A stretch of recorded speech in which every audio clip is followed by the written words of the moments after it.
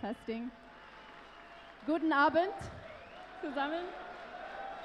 Bonsoir. Buenas tardes. Buonasera. Good evening, everybody. Welcome. I'm Sandy Gardner. And I'm Ben Lesnick. We are just going to do a little impromptu cosplay competition to start. Could I have all the cosplay guys up here, please?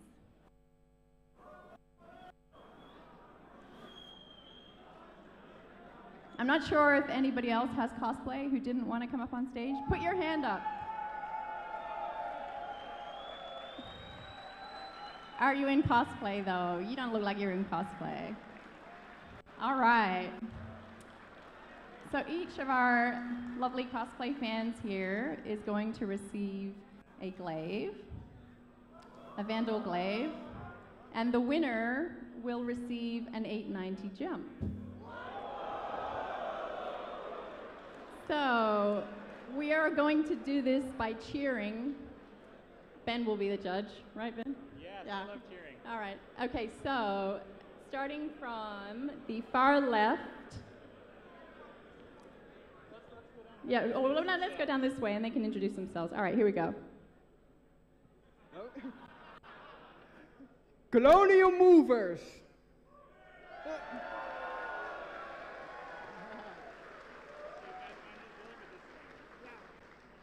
Yeah, Colonial Movers and...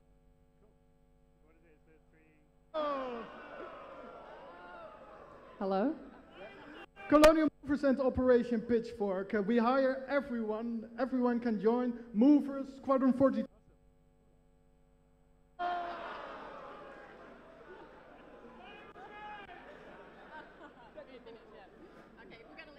Yeah. Even if we lose our voice, we still be there. All right, give it up.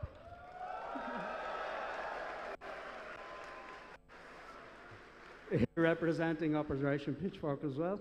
So I've got a patch for every section of Pitchfork, on front and the back. All right, give it up for him.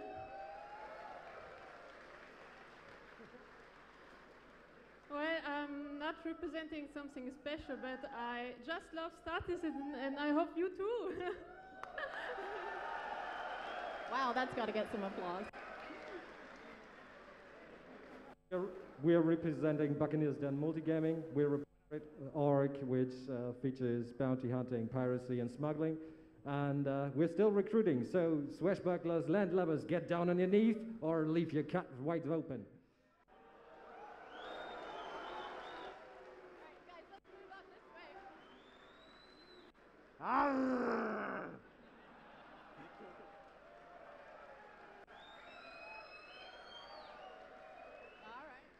I'm from the biggest German community, Star Citizen, the Cartel, and we hire everything for exploration, for the squadron, for the exploration and for trading. So come join us.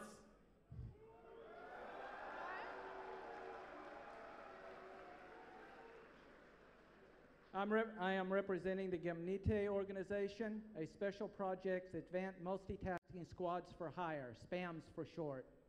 I saw those other spam guys. I'm watching you.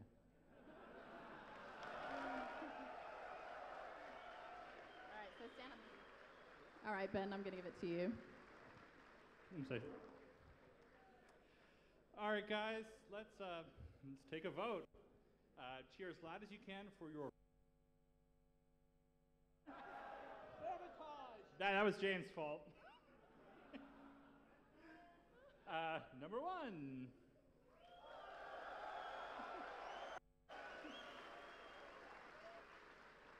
Cosplayer number 2.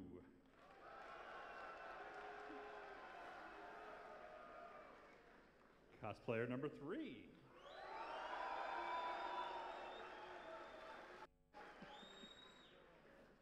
Cosplayer number 4.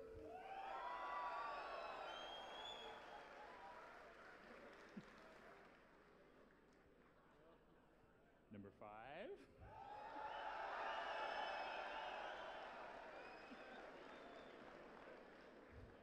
Number 6.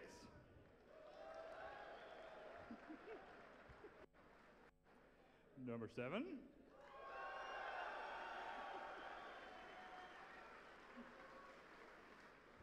And last but certainly not least,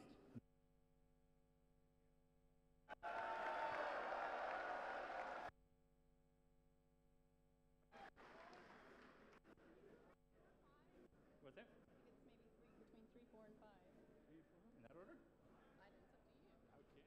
But I'm wondering whether we should have the blue All right. come in. Well, late. I've discussed it with the judges.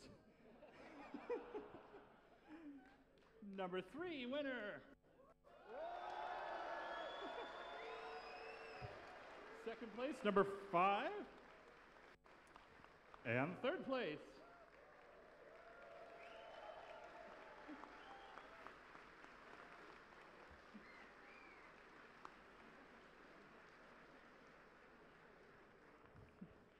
I think it was actually so close that you should all get 890 jumps. I agree.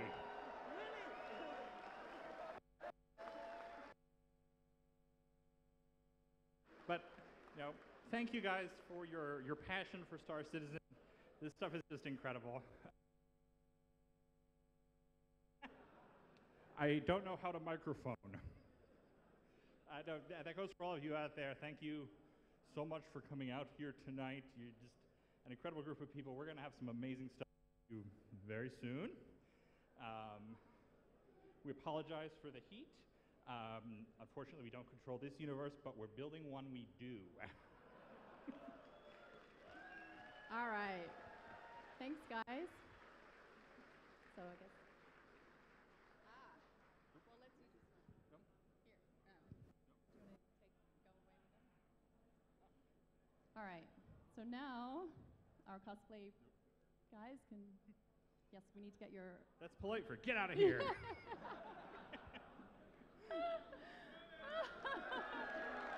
you, guys. Do you want to? I'm going to do my speech, so you can.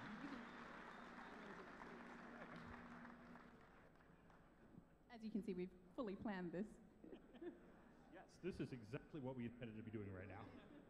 But Sandy does have a speech she'd like to share with you guys, and I'm going to try my hand at German again, and it is very rusty, so please be nice. just don't sing. No singing. Letztes Mal habe ich nur Deutsch geredet und ein paar Fans haben sich beschwert. Also werden dieses Mal diejenigen, die auch Englisch sprechen, ein Echo hören. Bitte wartet mit eurem Applaus bis nach der englischen Übersetzung. So last time I did this in German and some fans complained, so for those of you who speak English too, you will hear an echo. Please hold your cheering and applause until after the English translation. Wir sind...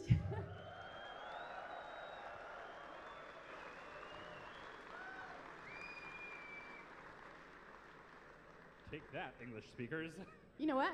While you're here, you could do the English. Oh, okay. Yeah. All right, so wir sind jetzt zum dritten Mal hier und es ist toll, so viele bekannte Geschichten zu sehen. Gesichter! Oh my gosh. I know, Geschichte is a story, I do know. Okay, here we go. Oh, it's this one. All right. Let's see here. Our third time here, and it's been great to see a lot of familiar faces. I'm sure there's a lot of familiar faces on the live stream too. Welcome! Wait, what?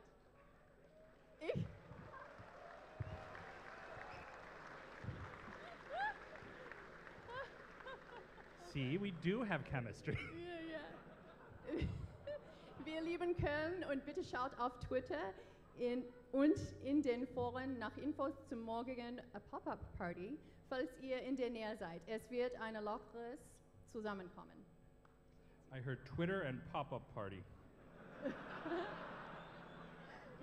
We really love Cologne. And We really love Cologne, and please tune in on Twitter or the forums for tomorrow's pop-up gathering. If you're around, casual.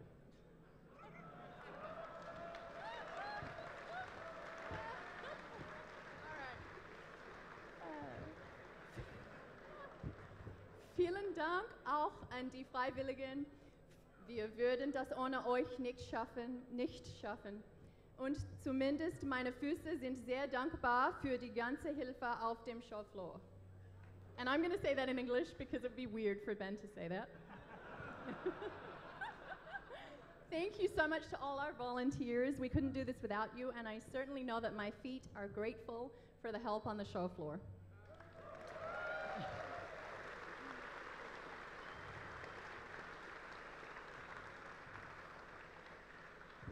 Schaut mal rein, falls ihr noch nicht dort wart. Ein kleiner Stand, der ziemlich belagert ist in Halle 10.1 A33. So stop by if you haven't already. We're in a small booth, Hall 10.1 A33, and it has been nonstop busy. Es ist nur ein kleiner Stand, da wir das Geld lieber für die Entwicklung ausgeben. Nächstes Jahr könnten wir ja vielleicht für einen größeren Stand crowdfunden. I think she said Ben is my favorite CIG employee and he deserves a raise. We went small because, as you know, we're spending all money on game development. We went small because, as you know, we're spending all our money on game development. So maybe next year we could crowdfund a nice booth.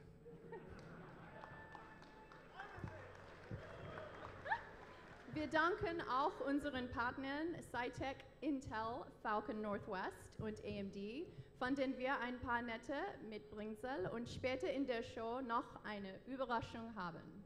Thanks to our partners, Cytec, Intel, Falcon Northwest, and AMD, we have some fun giveaways and a surprise to show you later tonight.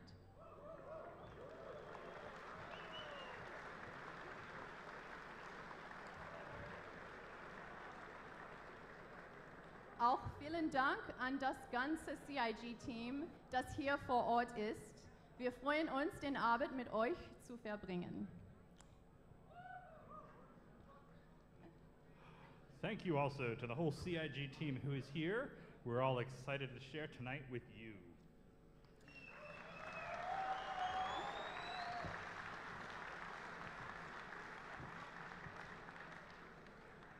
Wir haben sehr schwer gearbeitet, nicht nur für heute Abend, sondern auch für den Rest des Spiels. Daher bitte ich um einen tosenden Applaus für alle Mitarbeiter in allen unseren Studios.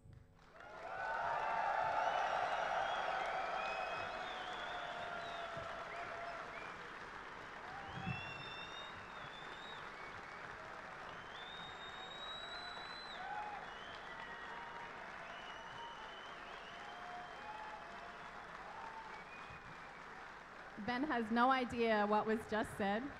Hey, I think if it was that good, you deserve to say it in English too. And I'm sure some people on the live stream don't know what was said, but I was thanking all of our CIG teams around the world for all of their hard work.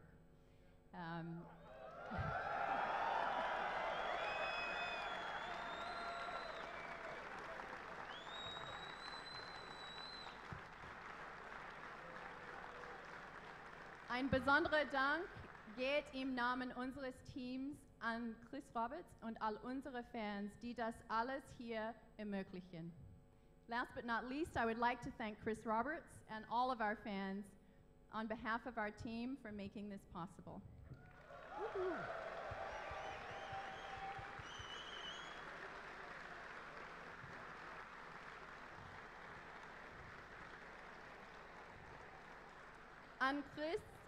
An Chris Roberts für seine endlosen Stunden, in denen er programmiert und Regie führt und ein Projekt realisiert, das so bahnbrechend ist wie dieses hier.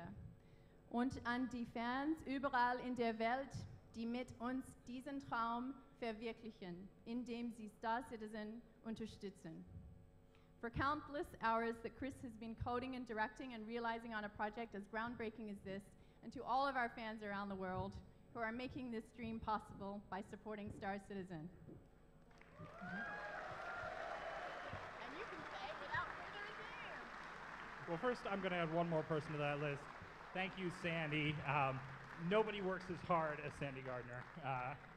So thank you also.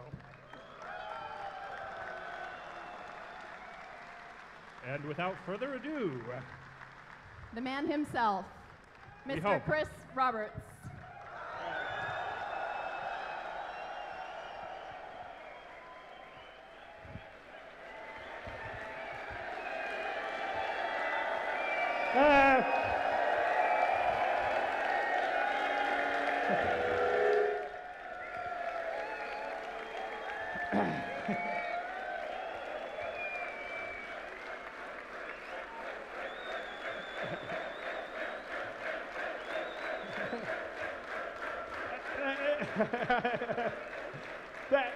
Thank you guys so much for coming out here. We're going to have, I think, a really great show for you. Fingers crossed. And thank you for surviving the heat and warmth here, because this is, I've spent time in Texas, Austin, which is very hot, and obviously it's hot in California too.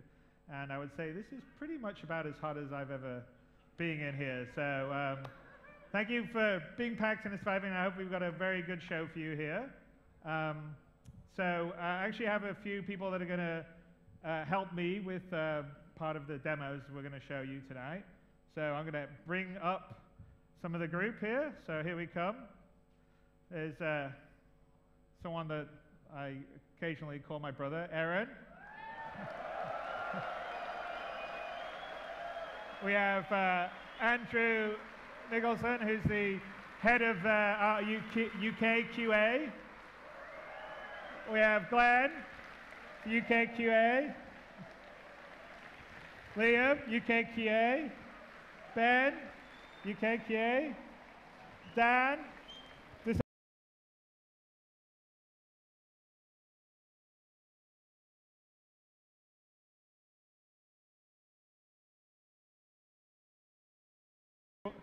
He's getting beer, all right. And we have Paul Rendell, who's our lead engineer, who's getting beer. So he'll be here very soon. So if you guys take a seat, and hopefully Paul will be up here in a second. Here he comes. And here's Paul Rendell, who needed a beer.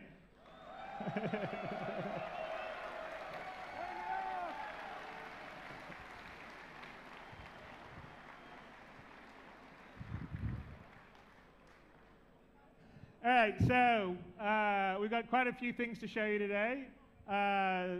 We'd be actually be doing fairly, having quite fun here at Gamescom. We've shown some of this stuff to the press early so they could see it, and I think they're fairly impressed. We'll see, and I'm hoping you guys will like the stuff that we show you too. So we'll start at the beginning. We're calling it Crewing Up because we're talking about the multi-crew part of the game, which is sort of my big dream. Has always been what I wanted to do. So not just fly a single-seater ship, but fly it with my friends, walk around, use, and do that. So that's going to be towards the back half of this demo. But let's just sort of start with where we're at. So we just, I think, went, see, red one, what's your status? So we just went live with 1.16, I believe, yesterday. So that has 16 players. You can play multiplayer. I think 1.15 had that too. We have the Scythe and the Merlin flyable. There's a new launcher on 1.16, which is much better, much faster than the old launcher, and more reliable. I think, in fact, it's almost too fast for some people. It takes all their bandwidth, so we're working on fixing that. And we have a much better back-end manager that we're still working on improving, but it's built to be much more scalable for the use that we're going to need for this, the social module, the FPS, and the persistent universe. So it's sort of laying the foundation for what we're doing there. And that's a Ben Lesnick pun there, fits like a glaive. So in the new 1.16, we have a special mode. We've made Vandal Swarm much, much more difficult. And you've got to clear, I think, is it 20 waves? 18 waves?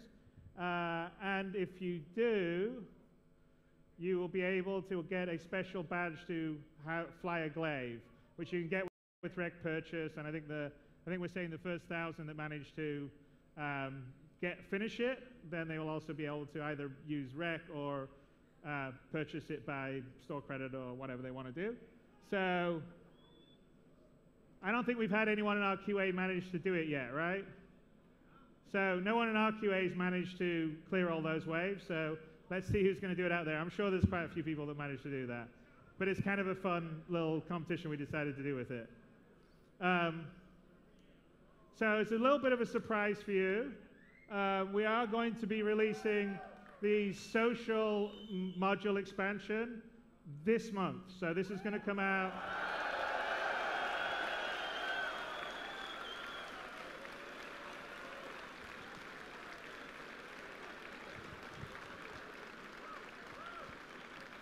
Or at least that's what Tony Surovec tells me. But no, we're going to show you some of it here. But no, we're going to release it this month. It's sort of the very basic start of it, but it's going to allow you to leave your hangar, walk around our first planet-side environment, which is ArcCorp on Stanton 4, I think, and interact, move around, and actually meet up with other people. So I think we're looking to support at least 20 players moving around the ArcCorp environment, and it's your first sort of step into the larger persistent universe world. So we'll sort of show it very quickly here. I know. Jared, switch to you should have stayed on the other screen.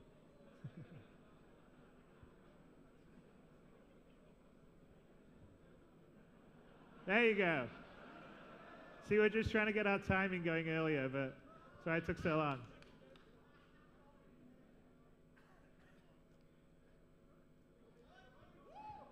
What's that? Yeah, you like loading screens?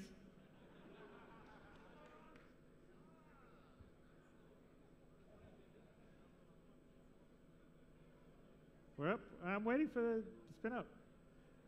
Let's see what else we've got going on the social module. You'll be able to chat. You'll be able to do emotes. We'll show you that in a bit.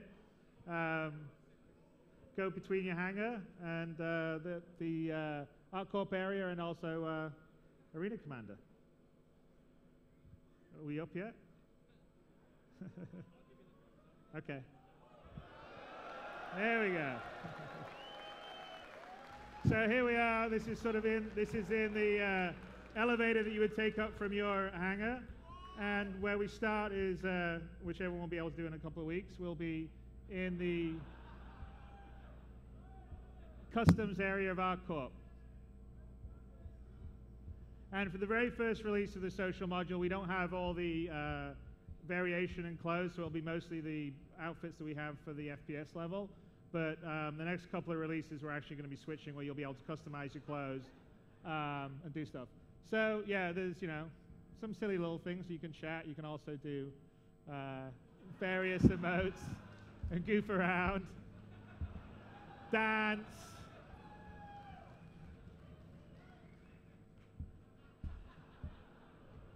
So, all right. So let's. You can chat, do emotes. Let's head in and just do a bit of sightseeing.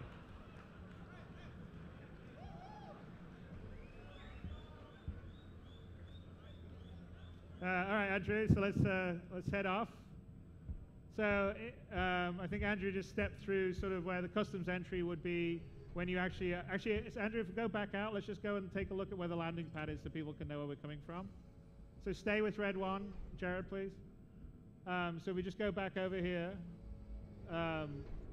Out there is in the final game, when you're landing in the persistent universe, you would land out here. You would come in here. This is the customs area, and then we would head through the sort of security, or whatever you want to call it, sort of customs immigration, which is through here. Which normally, depending on the environment, it would sort of determine whether you were wanted or not wanted. So if this is a lawful UEE area, if you're an outlaw, they probably wouldn't let you come in or land. Maybe they would. It sort of depends on where you're going. Also, if you weren't allowed to bring weapons in, this is where you would have to sort of leave and deposit them, or leave them back on your ship. And then you would go out here into ArcCorp. So here we are. Hey, and Jared, just stay with Red One, please. Don't switch. So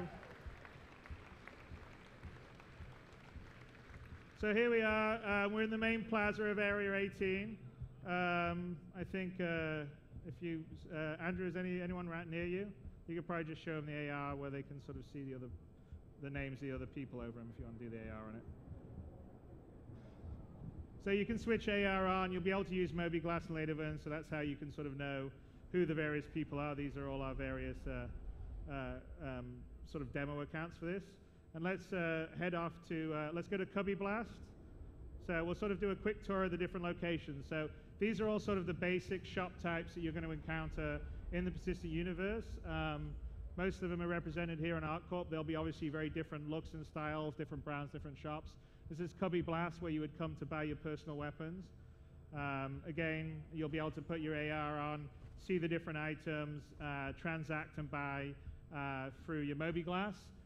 In V0, you won't be able to buy and sell. I think our V1 or V2 release of the social module persistent universe will have persistence in the background database. So we need to shift. So right now, when you go into the hangar and you go into Arena Commander, it populates your ships based on what's on your web account. But for a proper, full sort of online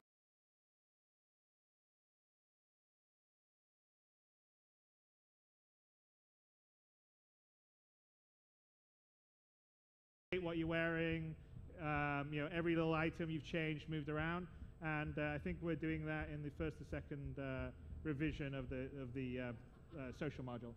Okay, so let's head out and look at a few other places. Across the way is the medical unit.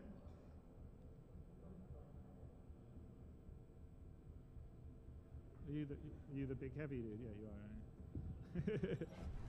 So this is essentially the kind of place that you would come. So if you got killed in space, or you would recover in a recovery room in here and come out. This is also where you can come to buy various sort of medical healing devices. So stim packs, med packs, all the sort of things you would need if you got into FPS combat, boarding a ship out in the persistent universe of the world. And in the sort of V1 of the social module, which is the next release after this one, there'll be a whole bunch of AI moving around, going about their schedules. In this first release, it will just be other players and you sort of playing around with the environment. All right, so let's head up over here. We can go in and take a look at the job well. So here's the ArtCorp job well. This is sort of the official place that you would go to look for jobs in the persistent universe. Essentially, I've talked about a mission system and a mission board. This is sort of the official place for that, where people will put up jobs to haul cargo from, say, ArtCorp to another planet, or be an escort for a cargo run, or have a mercenary assignment, or basically look for bounty hunter assignments, or generally what's happened. And again, this would be full of NPCs, and you can sort of see a lot of, and that's kind of the terminals you would interact with back there. And it's a big ArtCorp setup behind there with a constellation potentially flown by some sketchy pirates. We don't know yet. We may meet them later. So let's head out of here and go to the other sort of place that you would probably go to look for missions, which would be the bar.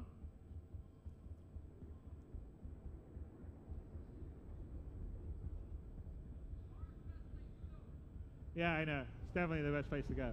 I won't mind a drink right now, actually. So here we are. This is the G-Lock bar, and again, most of our locations, depending on where you are, we have actually quite a few PlanetSide environments that we've built. This is the first one we're sort of showing you, but we've done several that have different styles, different architecture styles. Terra is obviously a much more sort of super modern kind of setup. We have a Nyx, which is more of a sort of outlaw asteroid city. Yeah, we can do some dancing. Dance.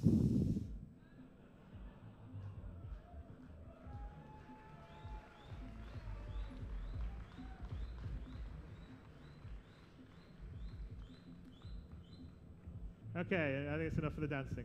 All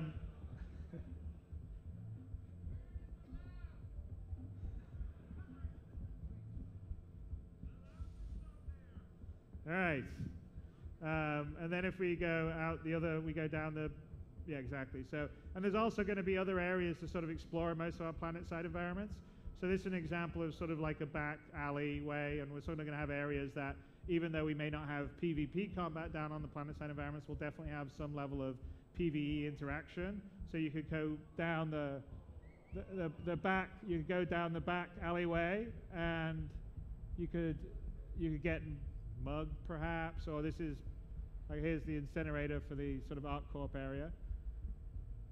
So potentially you could do some shady deals back here, or they could be fairly dangerous, or you go around here, there's sort of like a kind of backdoor, I don't know whether you want to call it a speakeasy, but it'd be somewhere you would go to get sort of more gray missions, let's put it that way, down that way. So let's go up the stairs here to sort of show the rest of the location.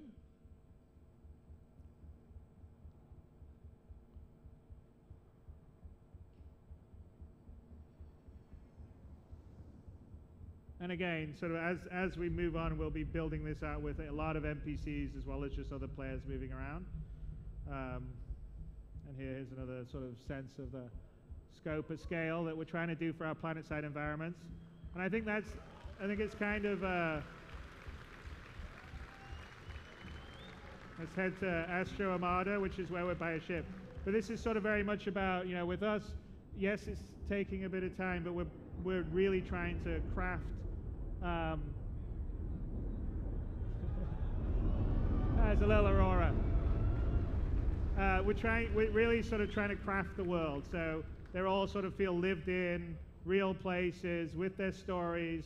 We're doing stuff, some of the conversation system stuff that we developed for Squadron 42 is going to come into the Persistent universe, and will sort of enable us to sort of tell stories in this universe and sort of let you venture around it in a way that maybe you hadn't before. Certainly not the way you had been able to do it in Freelancer or Privateer. So here's Astra Armada, which is sort of a high-end sort of ship dealership. You know, one thing that I would like to say that in the Persistent universe, on you know, not every ship, not every dealer, not every shop has every item you can get. So you'll have to travel around the universe, and some places is where you know, like for instance, you probably won't be able to buy an M50 everywhere, or certain kinds of weapons. And so hopefully it will force people to move around the universe to sort of buy the items they want, or find or explore the items. And so just, you know, like you can in the real world, there'll be things that are unique to locations that you can go around and do. All right, let's just zip out of here and see the last location that's in the ArcCorp environment.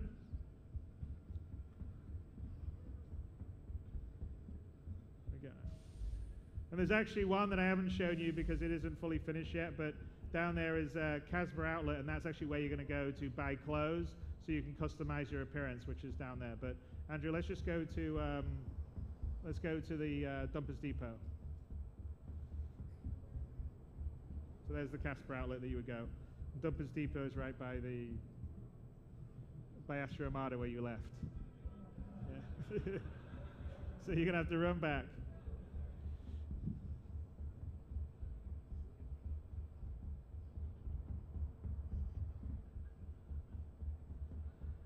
Lots of running. But generally the idea is obviously that you wouldn't just be running around to locations, we're just trying to show you everything. But you'd be going around meeting other players, talking to other NPCs, generally having a good time. I think Andrew's a bit tired right now, that's why he's not running so fast. He's lost his stamina. Oh, now he's picked up his stamina. There you go.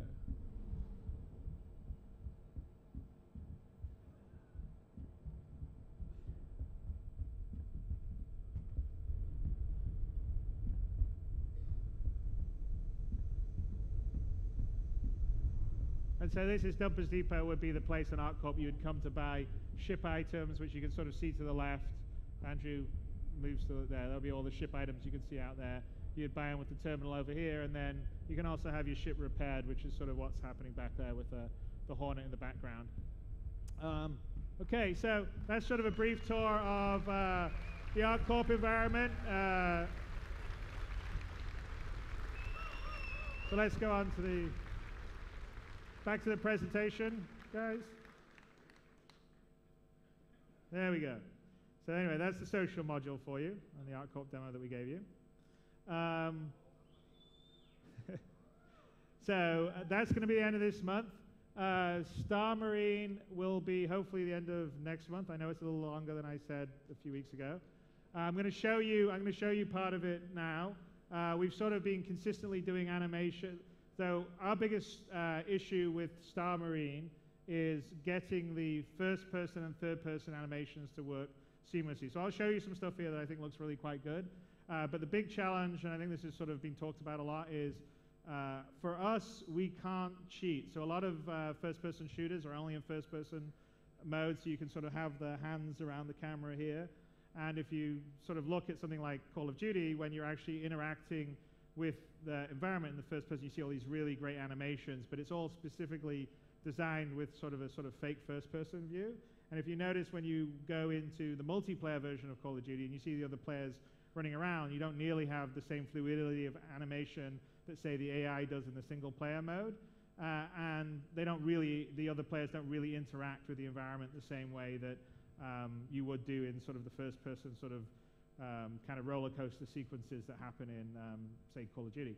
And so for us, the problem is not so much the FPS, because we could sort of do the same kind of things, but in the full persistent universe, you can be flying a ship and having someone sit right next to you, and he's got his hands on the controls, interacting with the panels, interacting with the environment, and so you will always see other players in third person, even if you only are in first person, interacting with the environment. So that basically means that we have to make third person and first person all sort of work from the same base, which is the most difficult thing to sort of do in first person games. People will tell, lots of first person developers will say that.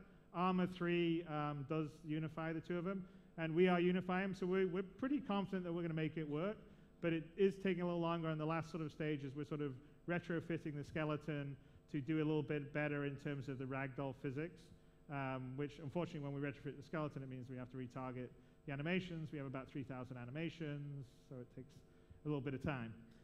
Having said all that, I think it's going to look, well, it already looks great, and I think ultimately it's going to be work really well and be fun, and it is foundational in the game. So the social module I just showed you, in fact, I actually should have done it. We should have just put a loadout, but you can actually switch to a full FPS loadout and have a gun and shoot other people in it, because everything, when you're running around, there's no difference in our code base. It is the same code base. So all the stuff you're seeing, the social stuff you're seeing, the FPS you're seeing will all be in multi-crew that we're releasing a little later on. So here we are. We're just going to go to FPS, show around. I got 6 of the guys here. And I'm going to, hopefully Jared's going to cut around and make it slightly interesting. We'll see.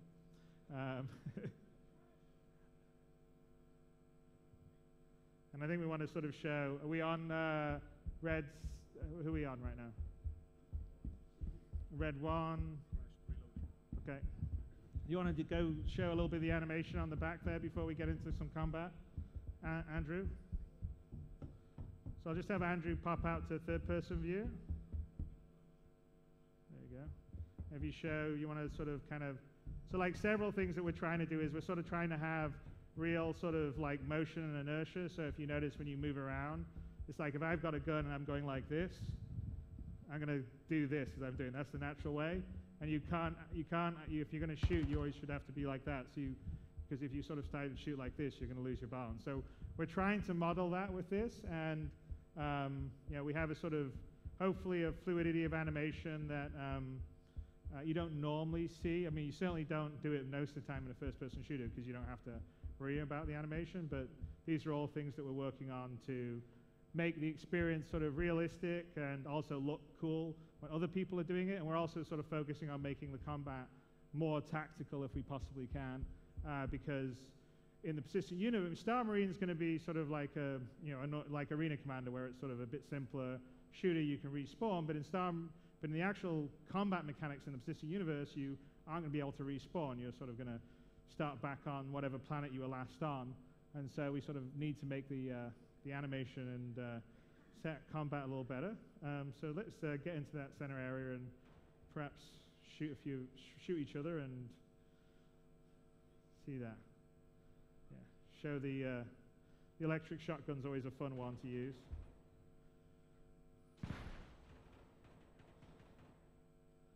There you are, it's the electric shotgun.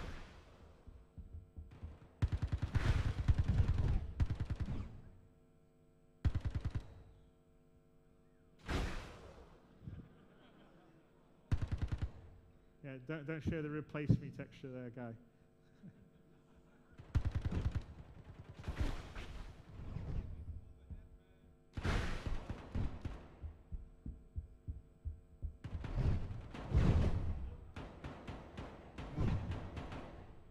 So some of the things that we're still working on is the sort of the fidelity of the hits, when you can feel you can get hit, the animation for that.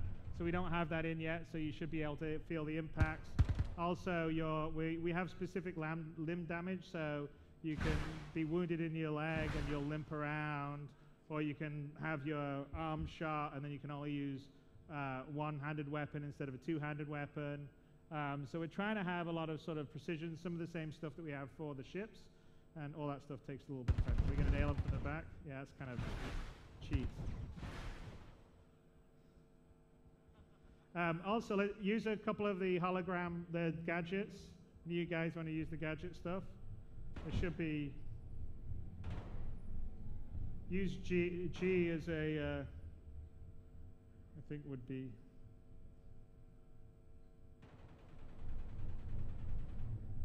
whoever's playing the heavy can have holograms. Anyone a heavy marine? Aaron, you're heavy. If you hit G, it should deploy a hologram. I think there's, oh, someone just got shot. So who, on red, can you go to red 4, Jared? Oh, Aaron's dead, sorry. Right, I was trying to show some gadgets. So the heavy marine's got the hologram gadget, which is G.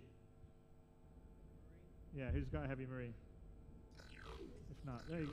That sounded like someone did something. It's a shield, so that's the shield gadget you can do for deployable cover.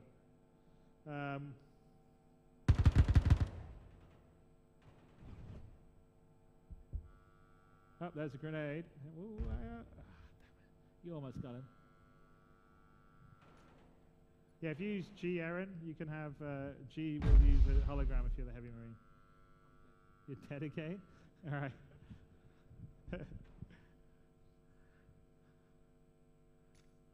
Oh, someone's throwing a grenade up there. Let's see.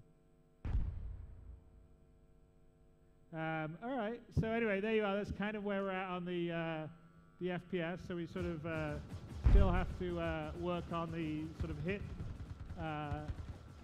fidelity and sort of the damaged limb parts of stuff. And the ragdoll stuff's a big one, which is one of the reasons why we're changing the skeleton to make sure it works better with CryEngine.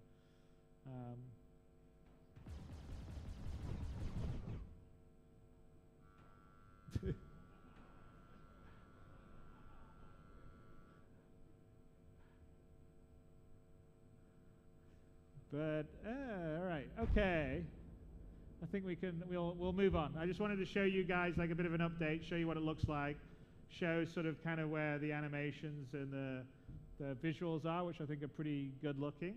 And then yeah, we're currently in the process of sort of fine tuning all the death and the hit stuff and some of the kind of playability stuff. So let's move on to the rest of the presentation, since we're not really doing a team one here. All right, okay, so that's Marine Commander. Just to show you, basically, to show you it's not cancelled, that it's in development and exists, and it's all same part of the systems that we're using. So it'll take the time. We're hoping to have that for you guys before CitizenCon. So we did the Star Marine demo here. So I'm going to do a few other updates for you guys. So on the ship pipeline, we've sort of had a new initiative where we're sort of refocusing to get all the ships to you guys as soon as possible, especially the ships we had available in the early part of the campaign. So things like the Caterpillar and the Banu Merchantman and all that sort of stuff we want to get out to you guys as soon as possible and some new stuff. So towards the back half of this year, you'll start to see stuff arriving in the hangar and then in space. And hopefully there'll be new cool things to fly around with and play with. The US side is going to focus on Origin, Drake, and the MISC ships, and the UK side is focusing on the Aegis and the Anvil ships. And I actually think that's not 100% correct because the UK is also focusing on MISC, but I will have to change that. Squadron 42, we're going to talk more about this at CitizenCon and show you some stuff. We finished the performance capture shoot for it, which was 3.5 months. It was a longer shoot than I've done on any movie I've done, and it's going to be awesome. It's going to be fantastic. I'm super excited. I mean, that in itself is going to be a whole massive game. Foundry 42 is working really, really hard on the environment, ships, sounds, and the stuff that I'm seeing is great. And everything that we're doing for Star Marine and Arena Commander, which is sort of the space simulation side, and Star Marine is obviously on the foot simulation, is all going into Squadron 42. So it's sort of all the pieces of the technology we're building help make Squadron 42 at the level that we're going to do it. At the CIG Santa Monica, we're doing the design and programming for Arena Commander and sort of the space simulation side of the game. We're doing the writing and lore. It's where Dave and Will are based. The ship pipeline, we have I think about 6 or 7 artists that work on the ships there, as well as several artists in Austin that work on it. And we do the community and marketing. In Austin, we're doing the Persistent Universe core stuff. We have other people working on the Persistent Universe, like Behavior. Also, we have people in the UK working on stuff as well. And obviously the space simulation stuff, which also works in the Persistent Universe, is done by several studios. The LA studio and the UK studio. We do it's the head of our IT and networking. We do the game support in Austin. It's our US QA base, and it's where we do our PR, because that's where David Swafford is based. Foundry 42 in the UK, working on Squadron. There's quite a lot of them, as you can see. Squadron 42, they're working on the space simulation Arena Commander side.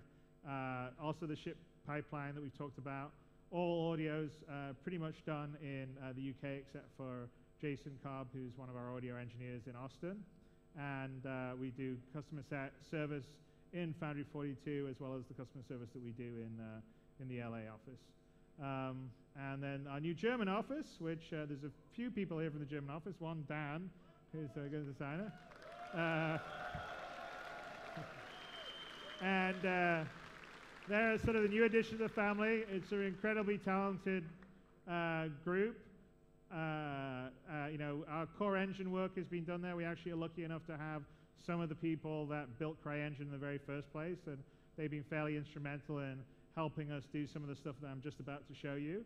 And so we're really happy to have them on board. Cinematics has been led out of there by Hannes, who is a visual genius. And he's also the guy that was with basically helping the project from the very beginning, because the 5-minute cinematic trailer of Squadron 42 back in the very early days in the crowdfunding campaign was Hannes's work. So he took all the assets that I was using in my prototype and put that together, which was pretty impressive. In his sort of spare time as well, since his day job at the time was with Crytek. And then they're also working on some of our newer stuff. So we have some procedural generation stuff that we're working on, which we've talked about. We had a stretch goal. So we'll have some pretty cool stuff to be announcing about. It doesn't mean that we're going to sort of randomly generate for billions of star systems, but we are using the technique to enhance what we're doing in a crafted manner and sort of allow us to have some pretty cool stuff like seamless transitions from space down to the landing environments. And then they're obviously making CryEngine sing, since they were some of the people that helped build it in the first place, which is very useful for us. Now to you guys. So our community, we have like 935,000 people, which is crazy. We have 30,000 organizations, which is pretty amazing, especially since we have a very limited form of the game available right now. It's not like you're going to venture out in the Persistent Universe just yet. Over 5 million forum posts. and over 216 countries, which just completely astounds me. And it's kind of a testimony to, you know, how you guys have all sort of pulled together and built up. But as you say, numbers aren't everything. So here's a short video of some of the very cool stuff that you guys have been doing.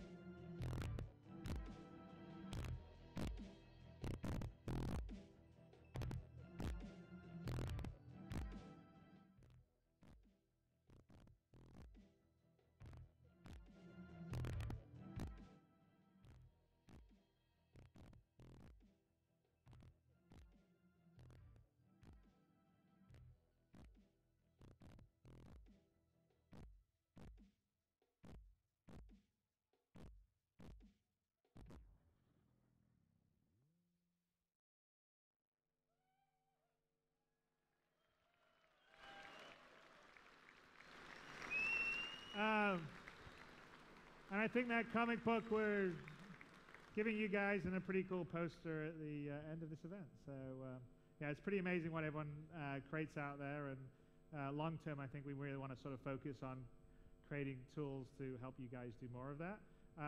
Short term, here's some newer community stuff that we're going to roll out. So the Community Hub, which is, well, we'll have a video to explain it. But it's a whole center place for the community to put their content up, sort of discuss it, upvote it. I'm not going to say downvote, but it's a place for everyone to sort of come together and display and congregate. And then the Issues Council is we've been working on a system to enable everyone that's been doing such a great job in playing the early builds and giving feedback to do it in a sort of more focused manner, so we can sort of distill it down and communicate it back to QA, and then we can get it fixed in the game easier. And we're also going to be doing ship and stretch goal status pages. So here's a short video from Turbulent that sort of explains the Community Hub and the Issues Council. Greetings, Star Citizens. My name is Ken Wang, and I'm a Senior Project Manager at Turbulent. Today, we'd like to give you a sneak preview of some features that will benefit you, the community: the Issue Council and Community Hub. The Issue Council is a groundbreaking, crowdsourced approach to evaluating and validating bug reports. Not only do you contribute your own bug reports, but also you can evaluate other people's bugs and vote on them. You help decide which bugs will be fixed. There are three main phases to using the Issue Council: contribute, prioritize, and resolve. When you find a bug in the game, simply visit the Issue Council and click on the Add Report button. We want to provide the developers with as much relevant information as we can about the bug, so we ask you for your gaming computer specs as well as detailed steps to reproduce and expected result. You can also contribute to the Issue Council by reviewing and confirming other members' bug reports.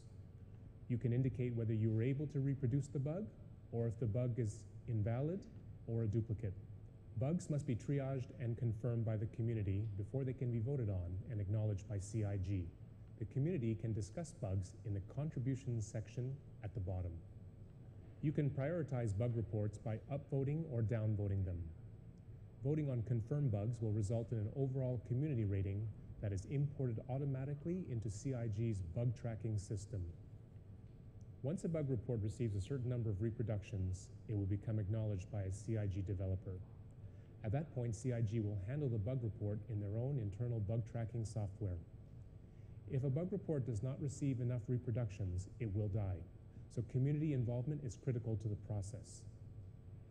With the Issue Council, our goal is to involve the community even more deeply into the game's development process. Another benefit is that only valid reports will pass through to CIG, thus making the QA process more cost-effective. Next up, the Community Hub. With the Community Hub, any backer will be able to contribute their own content to our website. The Citizen Spotlight section contains your contributions of in-game screenshots, videos, and fan art. The Deep Space Radar section is your one-stop shop of links from anywhere around the verse. Any interesting links pertaining to Star Citizen can be submitted to Deep Space Radar. Finally, you can submit your podcast feed URL or live stream feed by connecting to Twitch directly from our site. All of your contributions will then be able to be upvoted and commented on by the Star Citizen community in the race for the coolest content. The Community Hub is your page. We're really excited to be launching the Issue Council and Community Hub. These are both social tools, and we can't wait to see what you will do with them. See you around the verse.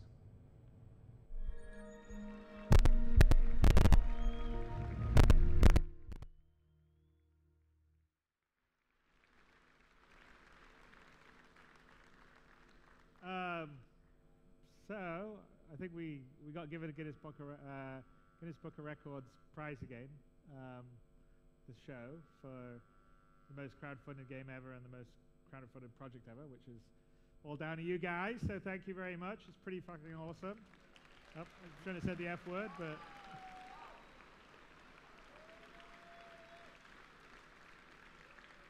So there we go. Okay, you're going. So if you want to say something, Stephen, it's all yours, okay. sir. Well, I apologise for not wearing an official Guinness World Records jacket, which I should be. But you look like a rock star there wearing yeah, that's right. Yeah, just in case anyway. But yeah, well, it's a fantastic record. It's pleased to sort of congratulate you guys for having the most crowdfunded video game as of 29th of July, which I really I'm getting the number completely wrong. 85,437,385,000 US dollars raised from 933,228 backers, and that's all dated of last week, 29th of July. And that makes it the most crowdfunded video game of all. But it's not just the most crowdfunded video game of all. Even better than that, it's actually the most crowdfunded project of all time of any kind, which is absolutely incredible. So massive achievement, and also the figure's going to keep on going up and going up as well. Yeah, we still got a bit of time left. Yeah. So I imagine when we update this record, it'll be even bigger than the. I can't even bear to think what it might be, but yeah. But congratulations, that's brilliant. Nice work, guys. Thank you. And also the game looks amazing as well. We're looking forward to playing very much. Oh yeah, it was a bit rough on our very first demo today. Right. It's going to be very cool. You're going to come to? Are you here on Friday? No, unfortunately not. I'm flying back tomorrow. Okay, yeah, we have a big event where we're showing off the full demo on Friday. This is sort of the early build of the multi-crew. There wasn't editing done here, I think. Yeah, no, it's cool. Big ships flying around. Okay, I'm going to move on that one. And I think we also got something from DualShock, as we sort of, as I was saying, we were showing the demo that we're going to show you right now, although none of the press actually saw the full demo. But that's very nice. DualShock gave us a best of PC game here at Gamescom.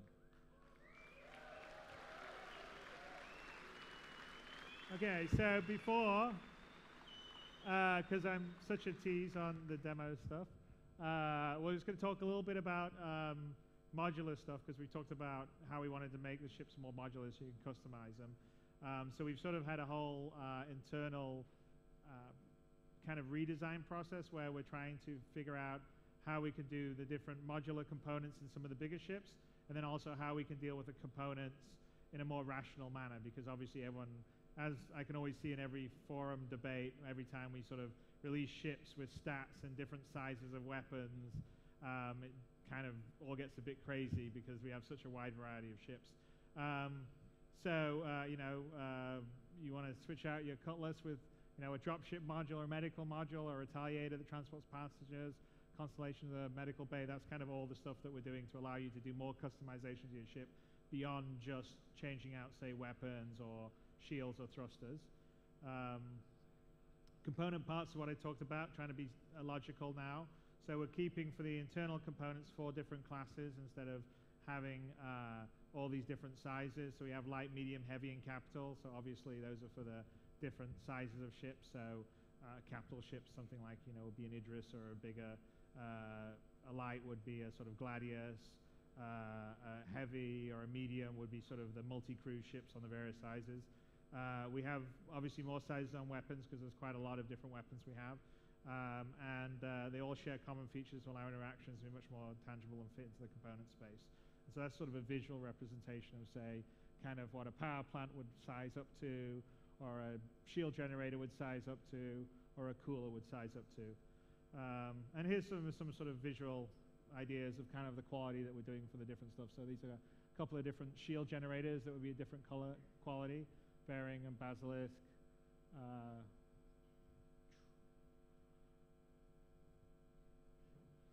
Power plants, which would be Aegeus and A&R, and the coolers, which is the Castle stuff. So they're all going to be quite nice and cool and pretty, and be, I think, a bit more rational than what we've done before. And we're trying to actually get more variation in sort of the parts you can use it.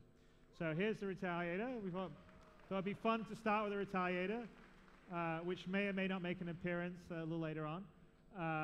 So we are going to have the modules available now.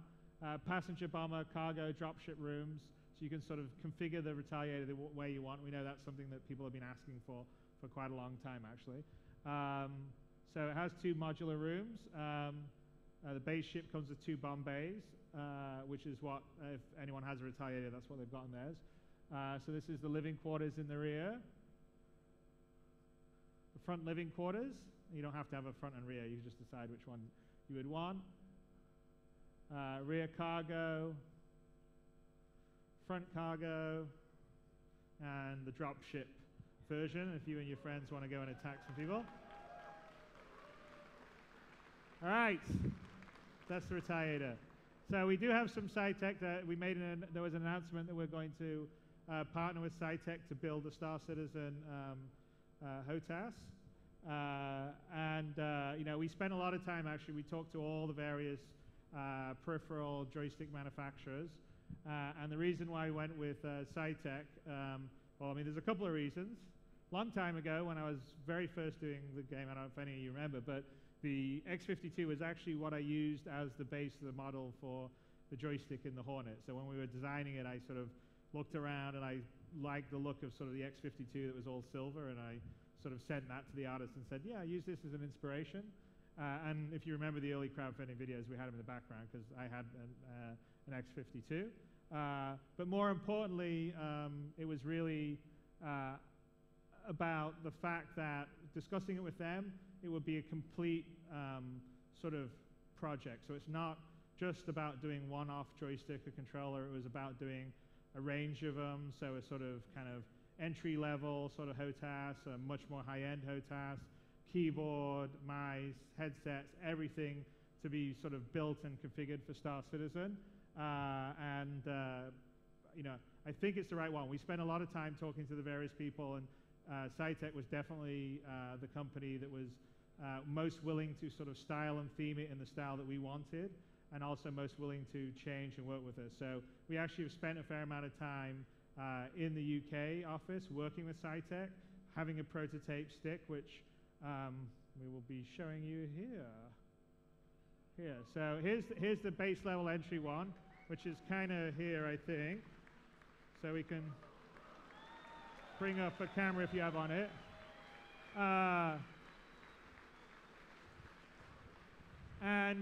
So there's going to be a higher level one, and I think actually this got knocked over or something. But so one thing to point out on it, if you notice, because everyone debates whether, you know, it sucks because mice can aim better. I don't know if you noticed, but there's a trackball on the stick and there's a trackball on the throttle. So we've deliberately done it so you can aim and fly your ship all at the same time in the same stuff. And I think, so here we'll go on, I'll just pop on back to the presentation slide. So the other thing that's cool is that we're going to be styling them. And these are actually all going to be fairly, these are the sort of entry-level ones. And just one other thing that I kind of want to note is that the throttle and the stick is going to be detachable. So if you can see, you can set that up. So when we were talking about modular, we were being serious in more than one way. And this is like one of the big reasons why we thought Cytec will be a perfect partner, is because they were willing to not just be about the joystick. We're like, we want everything to be in this world, and yes, we want to have our keyboard and our joystick and all the rest of the stuff. So I think, you know, that's a nice setup. I like that. Here's the next one. So that would be the sort of entry level. I think Cytec's going for a $149 level, the previous one. This is obviously the much higher end one to compete with the very high end sort of Thrustmaster and the X65 level sticks. So this is going to be, you know, quality level, base the X65, die-cast metal chassis, again, trackballs, analog sticks, and a touch screen on the front, which you can see this whole OLED touch screen sitting right there.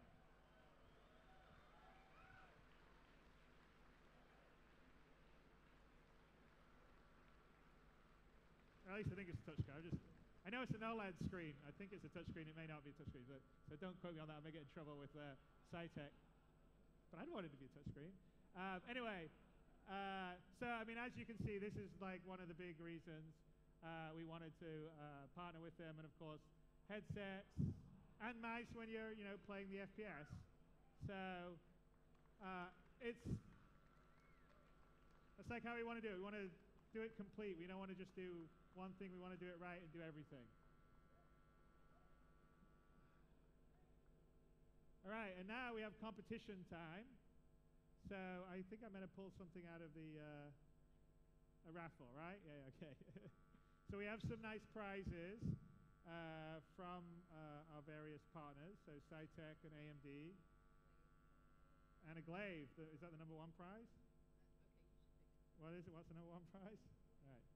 So the two Glaives, first prize.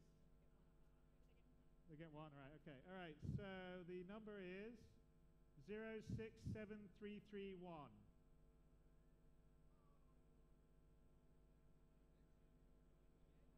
So 067331.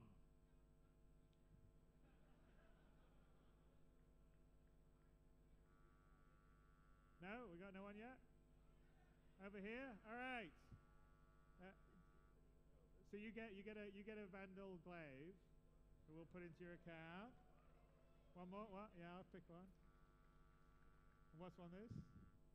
Another Glaive. All right, here we go. 067389. Over there? All right. Okay, so both of you, if you contact Alexis and give your account names, we will put Glaives in your account tonight, I would think, probably. What's the next one? Maybe tomorrow after everyone's had a drink. No, I didn't tell him. Should I tell him that? Okay, so the next prize is for the AMD Sapphire. I think it's 390X with 8 gigs of memory, which is, by the way, what we're using in all our machines here. And it runs pretty nicely. 067602.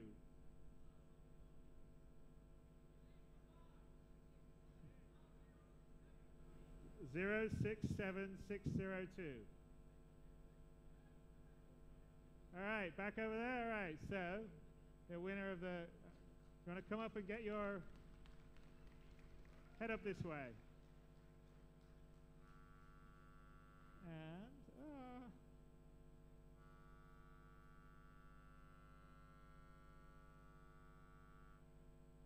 okay, and the next one is 067581. 067581. Over here? Okay, great. So you get a X55 Rhino. If you want to come up, we can give you your HOTAS. And the last one, digging down. Oh, so not the last one, the semi one. This is 067304. 067304.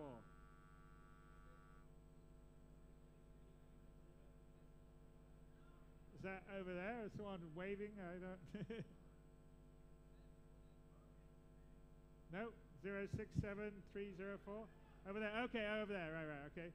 Brilliant. All right, so you get the X55 too. So the people who want to get the physical stuff, they can come up here right now.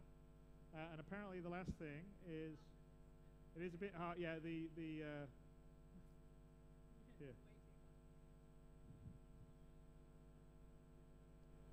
So the last prize is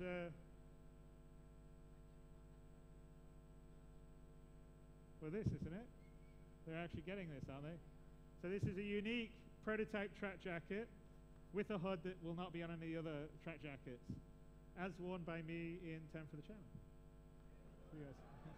So I hope you're a large, whoever wins, and I'll pull out the thing for that.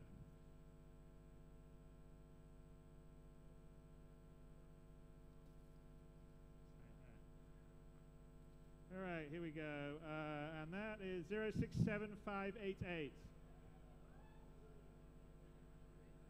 I know you're all excited to win my prototype track jacket. 067588. Over there? All right. Congratulations. Come down.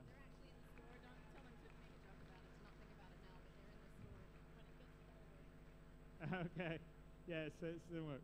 All right, do we want to get these out for the people, or so does anyone want to come up and collect their physical prizes, or are we not let them back here? I don't know. I think they try to move. I don't know if I don't know, maybe I don't know if you want to find out. I'm not sure if people came, or perhaps. What's that? They should come up. Yeah, let's get the prizes. They're very efficient here to keep people off the stage.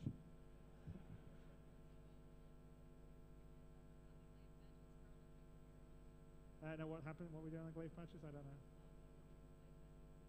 I thought anyone that finishes gets a glaive patch. So.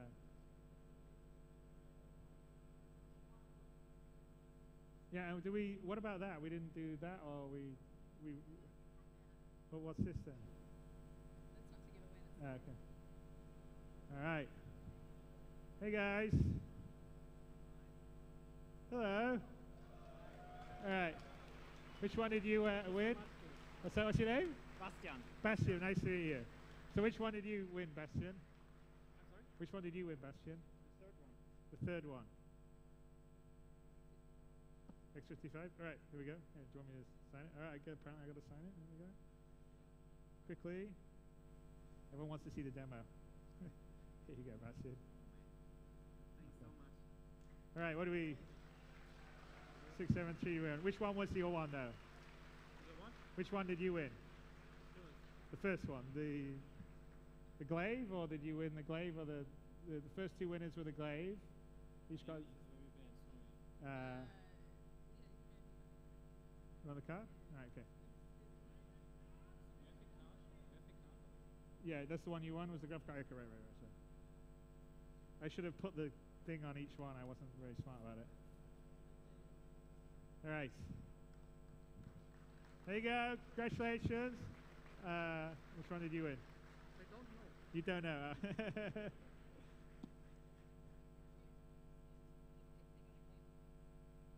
Okay. Well, no, I just want to make sure because we got everyone here. So, okay, we'll do deduction here. What did you guys? Which ones did you win? I got your jacket.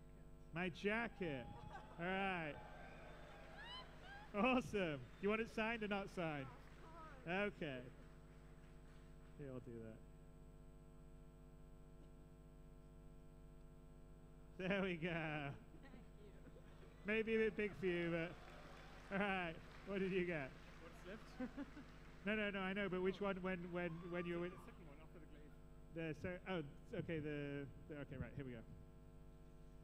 All right. I really did a really bad job of that, actually. Sorry about that, folks.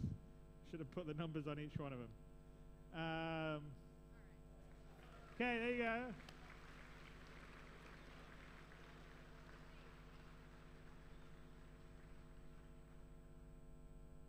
What's that? Okay, you sort the glaive out. Okay, and I think I also should announce that on the competition, everyone here that's at the event, if you finish the 18 levels, you will get the badge for the glaive, even if you're not the first 1,000, because we don't want to disadvantage anyone here that isn't able to play it because the competition went live as we did that. So when you finish it, you get to do it. Okay. All right, so we've done the competition. Thank you, guys. Thank you very much. We've shown the joysticks. I think now we're gonna start to show you what you'd all like to see. So don't start up just yet because I've got to talk a little bit. You ready to go? You're all good? Everyone's good? Okay, right. Okay, so Arena Commander 2.0, multi-crew ships. It's what we were showing earlier the last couple of days to the press. We're going to show you here. This is a summation of a lot of technology we've been working on, and hopefully when you see it, you will understand why we're kind of excited, because it sort of shows the scope and the scale and everything coming together. I just wanted to talk a little bit about the things that we're doing. So one, we talked about Large World. We've talked about the shift to 64-bit floats for all our vector math in the game. So all the locations, as you can see, you know, Arena Commander 1.0, 8 kilometers across. 2.0, we're going to show you a very corner of like a little bit of a map. But yeah, I mean, we can basically do any kind of solar system we want. We do certain things to work inside the GPU, like the camera relative rendering, which allows us to have these 64-bit vector locations, but still have the GPU in 32-bit, which is better for speed. But yeah, we can have huge maps. And so the goal in the star systems is that we don't have any sections or levels. It's not partitioned the same way that say you would do in a traditional sort of MMO as you moved around a landscape. The whole star system is there in that scale. Planets are there in that scale. And I think it will make the experience much better for everyone. So one thing that we did to enable all this is what we call the zone system. This is something, so Large World was worked on by Austin and Frankfurt, and the zone, and actually we had an engineer in LA working on it too called Alan Chen, who's really talented. And then the zone system is something that we built with Frankfurt with the Frankfurt team, and you know, it's something that we need to do to deal with spaces this big, with the fidelity and scale that we want in the game. And so we essentially needed a way to be able to deal with variable information density. So in most games, whether it's a first-person game or a cover-based game, you know, you see all these normal games that are on fairly limited scales, and most of their environments are very constant. They've got terrain all over the place, they've got buildings, they've got characters. But for us, that's not true, because we can be in space and there can be nothing for thousands or millions of kilometers, and then you can come across areas of great density. You can come across a big asteroid field, or there can be a big capital ship with lots of rooms and people inside it. So we needed a system that allowed us the ability to essentially parse that data efficiently, render it efficiently, update it efficiently, and also stream it efficiently. And so that's what the zone system essentially is. And the best way to think about it is, we're sitting here, imagine the room that we're in here right now is a zone, and all of us are part of this zone. And of course, this probably wouldn't be very good for rendering, because there's about 2,000 of you in here. But imagine maybe there wasn't 2,000 of us in here. We are a container, and then we're in Cologne, which you could consider another container, and then you'd be in Germany, you can consider another container. And so the way it sort of works in Star Citizen is there can be a planet which is inside its zone, and then we have a space station orbiting it that has its own zone, and inside that space station, the various areas and rooms are different zones. And because of that, it's much easier for us to know what to update, what you see, what you don't see, you know, what to actually stream in informational-wise, which is a key, and also what to update on the network. So it's a key thing for us is streaming, because we don't want to have any loading screens. So we basically want to move around the universe, and so the idea is, as you got close to the planet zone, the data, the sort of graphics, the geometry for the planet, information would stream in asynchronously in the background. And then as you came closer to the space station, that would stream in. As you came down to land on the space station, the rooms, the zones inside those would start streaming in. And so that's the way that will allow us to move around the huge world, because we just will not be able to fit everything in memory at once. And so we needed a system that would do that. And so what the zone system does is unify sort of the rendering, the streaming, the updating, and to a certain extent the physics, which I'll talk about here in a second, all into one unified system, which isn't normal in engines. A lot of times engines, you know, the rendering order is handled by octrees, the updates are handled by distances from the player. And so that's a major part. Zone systems in what we're showing. The large world is what we're just about ready to show.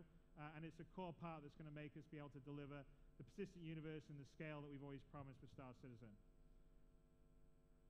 The last element is the physics grid system, which we basically we showed a very early sort of prototype last year of it, but it was very limited. We were sort of locked inside the constellation. We couldn't really do that much. Now it's fully systematic in the system. You can enter, leave these zones, and basically it's local physical worlds that you can simulate. So when you're inside a ship, and it's moving around, you're relative to the ship, and you can be moving around doing whatever you want to do inside that ship while other stuff's happening out in space. And so that allows us to sort of have different physical simulations all happening in the same space, and it's very important for what we need to do if you want to have that dream of walking around a ship while it's flying, looking out the window while seeing other people do stuff. So that's what the physics grid system does. So it's the foundation of the persistent universe. And so, you know, I think it's no secret that, you know, crewing a multi-crew ship's one of the big dreams I've always had, like properly, not being locked into a seat, just to be able to move around, and that sort of flying the Millennium Falcon with your friends kind of dream at the fidelity that we're trying to build here in Star Citizen. And, you know, go out and fly with your friends in a sort of more sort of team weight basis. What we're going to show is the sort of first prototype, well, not prototype, it's basically the working version of multi-crew. And this is what we're aiming to deliver to you guys later in this year, hopefully right after CitizenCon. So that's our goal. We'll see what happens. But we have all the pieces. We're not cheating anything, which, by the way, I have 10 people on stage here. We have 4 more people that have joined us. So I have Jason from the Frankfurt office, who's our lead cinematic animator. You already met Liam, who came out earlier. Etienne, who's a stalwart supporter, and he helped demo last year, so he's one of you guys and helping us out. And Stefan, who is one of our senior audio engineers here and responsible for a lot of the really great sound effects that you've heard in the game. So we have 10 people. We're all running this live in Large World. So this is it. This is the dream. Right, back. Okay, come on. Jared, switch, please. All right, so we're starting. This is Andrew, who's Red One, and we're hanging out in our quarters, having a cup of tea or coffee.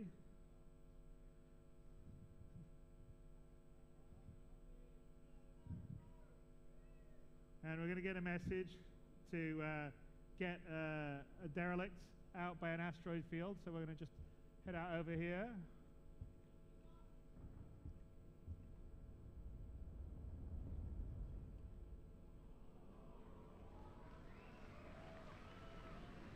And so we're hanging out at Cellin Station.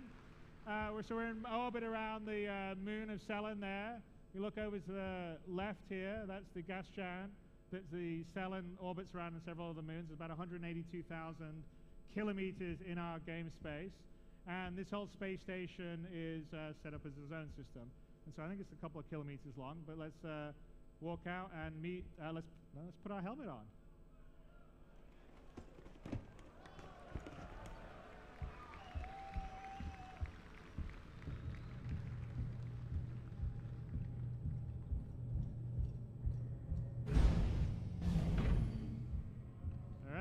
Here's the rest of our trusty band that are going to fly with us.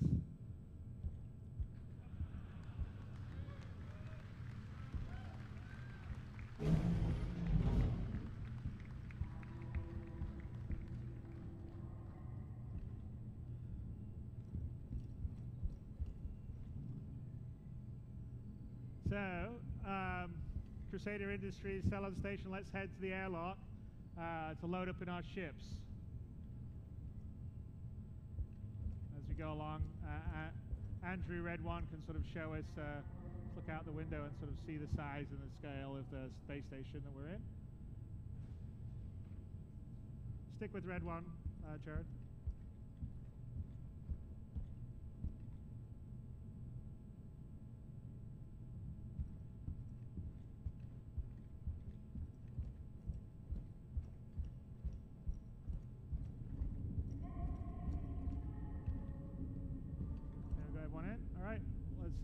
Go through the airlock.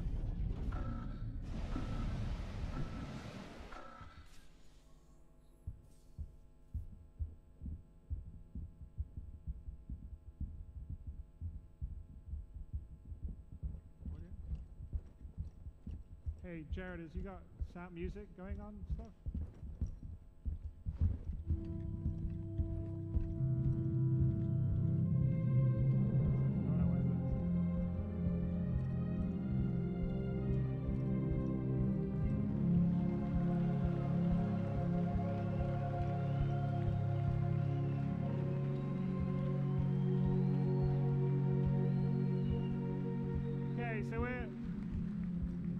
Take 3 ships on this mission to search for a derelict retaliator. One, the Gladius, which Dan, Red 6, get into over here.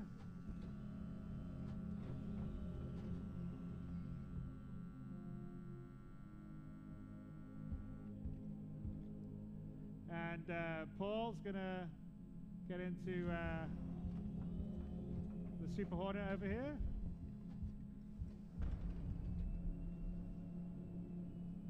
So we're switching live between all the players we have here. Our 6-man red team's over here.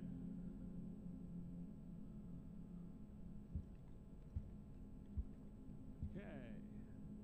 Paul's going to get in Super Hornet. And let's get over to the Cutlass. So the Cutlass is now set up as a multi-crew ship, which means it has its own local physics and its own zone. So we're going to load up 4 of us into the Cutlass.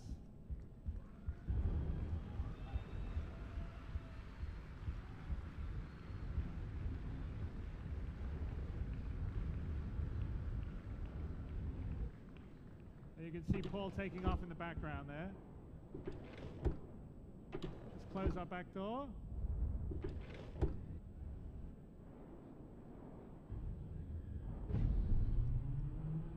There we go. Let's sit down, and Andrew's going to get back in. He's going to get into the front of the. Go to Red One, please. Get into the front of the.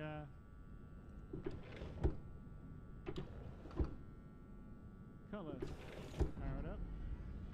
Hello, welcome aboard your Drake interplanetary craft. Your systems are online. Now scanning. Okay, so we're going to get ready and then go to Red 5, which is Paul's up. He's already taken off, and so you can watch the Cutlass start to take off.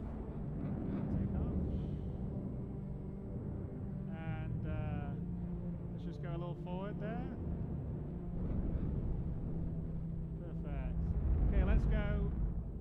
Let's go to Red 1 on the front. Let's go out to the front view so we can just show something. Turn around to the front, down. Let's go to Glenn's point of view, Red 2, please. Get up, walk up. So now go to Red 1, please. Go to Red 1. There you are. You see Glenn in the middle there looking around. Now, we're going to start to roll. Roll the system. Okay, let's go back to Red 2. Back to Red 2's point of view, please. No, back. Look at. Go look so you can see the world rolling around. There you go. All right, so we're all in, moving around, moving, interacting. Go back. Red 2 back. We'll go back to the seat now. You see him leaving. We'll go back to the seat. It's all fully simulated. We've moved into that zone seamlessly, into that local grid seamlessly. Going to get into his seat. Back to Red 1. So now we're going to sort of look. So one thing to take a look before we jump. So here, this is all based in Large World. So the derelict is 3 million meters away, which is about 3,000 kilometers, which would take us about 2 and a half hours at the normal top speeds of Arena Commander fly to. That moon you see in front is actually the first moon. There's a moon further behind where the square is, and that's where we'll be going to the derelict. And as we leave the space station, we'll be leaving that zone. It'll be dumped out, and we'll stream in the new zone when we get to the new moon. So let's just go back out to our normal view, Andrew. And I think Paul's going to jump out first. Or quantum drive, actually, is the correct term, so we're not jumping. That's where we go between the systems. Do you already go, Paul? Okay, let's jump, Andrew. Quantum drive activated.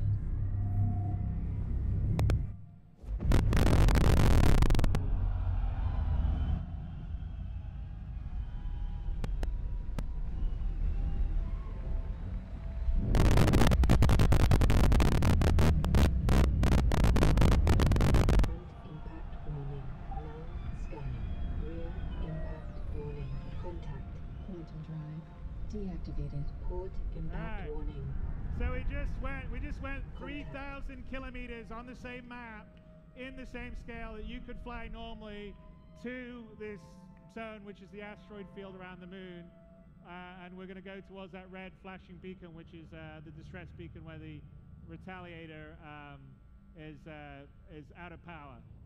And so now we can switch between Paul, who's in red 5, Dan in red 6, who's the Gladius, and red 1, which is the Cutlass with the 3 crew members in the back.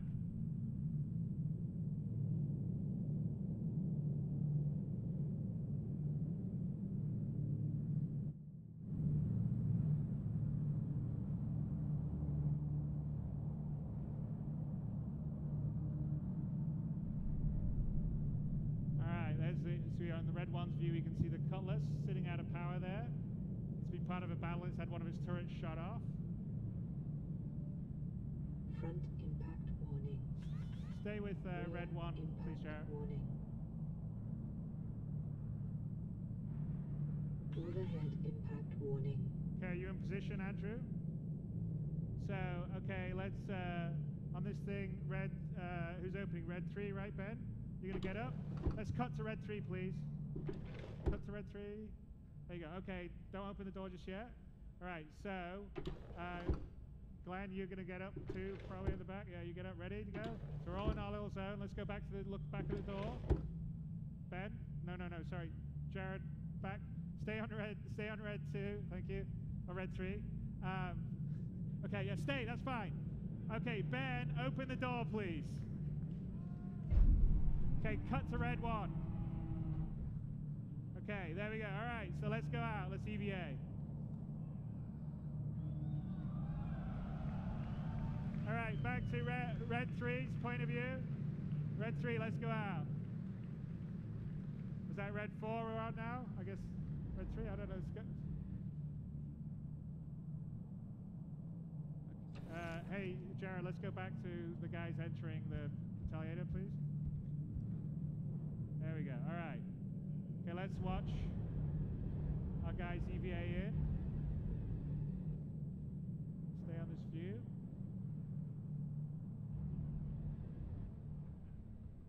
Okay, cut to the view of, exactly. So we can cut out to the other view in a second.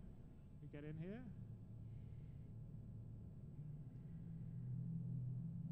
So he goes in. All right.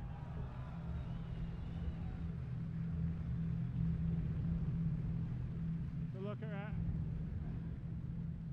Okay, in we go. And let's cut back to the interior view to see our other guy coming in.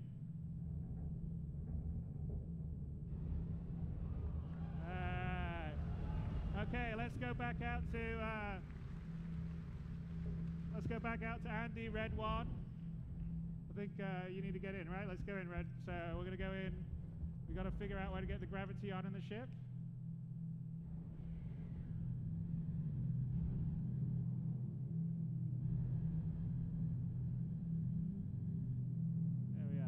Potentially cut to red 5, see if red 5 is a decent view of this or not. Okay, back to red 1.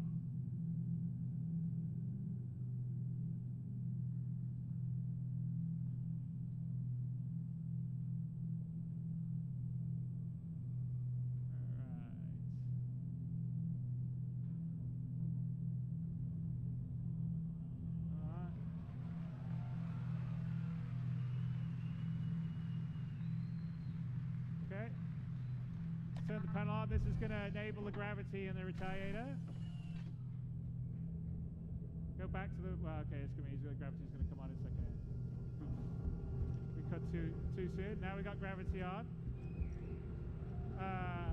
Andrew, you're going to go, so let's go and restore power in the Retaliator. So we need to restore the power as well.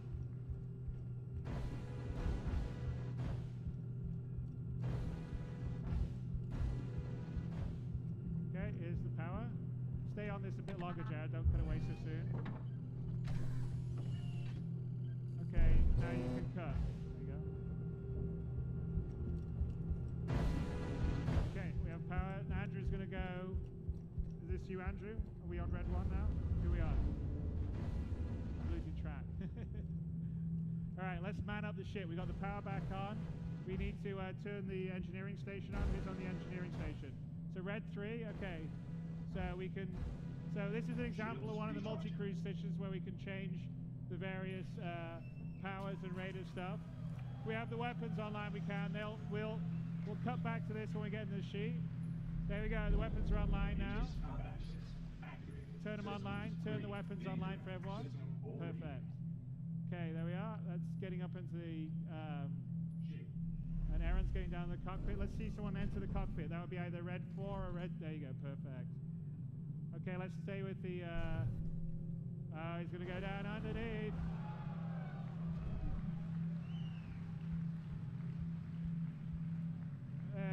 And let's get into the pilot seat.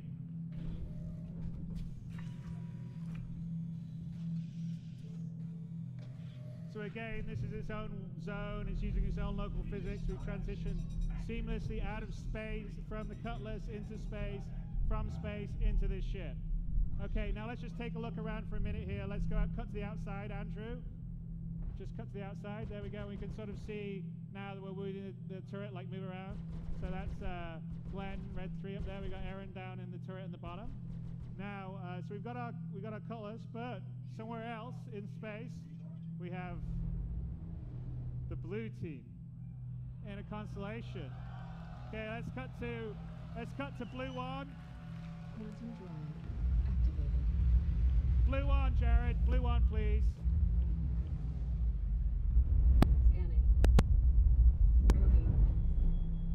So they got wind of the same derelict Retaliator. Quantum drive deactivated. Now let's, cut between, exactly. We've got a couple of turret gunners and a co-pilot who can manage the weapons and do energy and shields while the main person's flying. Up, sneak attack the Cutlass. Back to red 5. Let's see this. Red 5. Boom. Cutlass has just gone up in smoke. All right, let's get into a fight.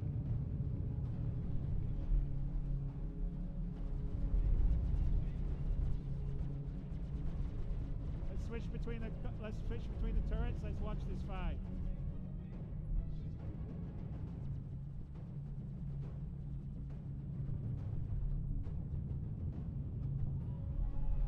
Okay, let's.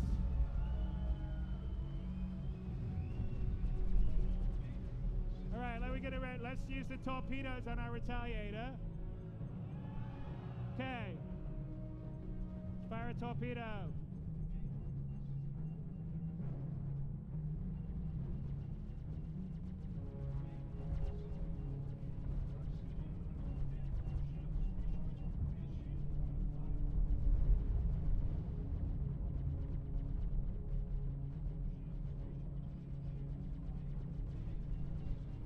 Torpedo, maybe?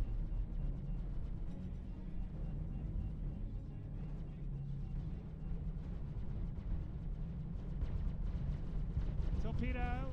We're gonna. You got another torpedo, Andrew? You got no more torpedoes?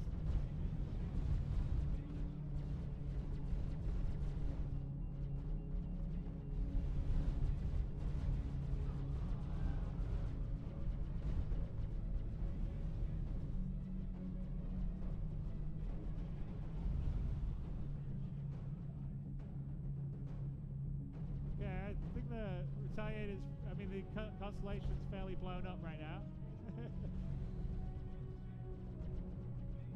Do you not? You have no more torpedoes? Because we have a really nice cook-off thing. You done? You have more than one torpedo. Don't you? Okay. All right. So I think we've killed the Constellation. It's pretty dead. So now.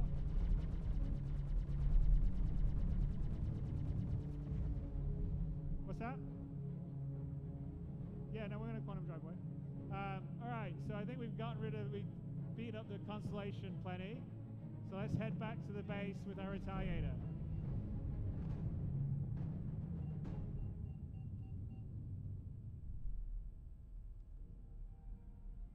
Is Quantum gone for you?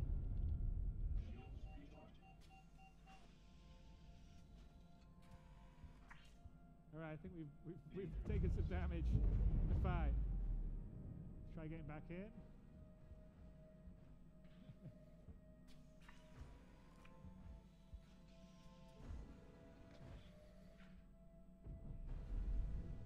Aegis combat assist activated. Systems green.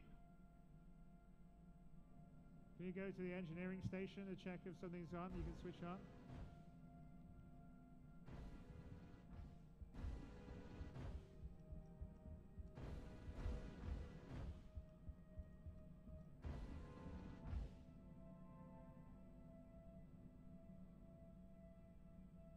Shields up.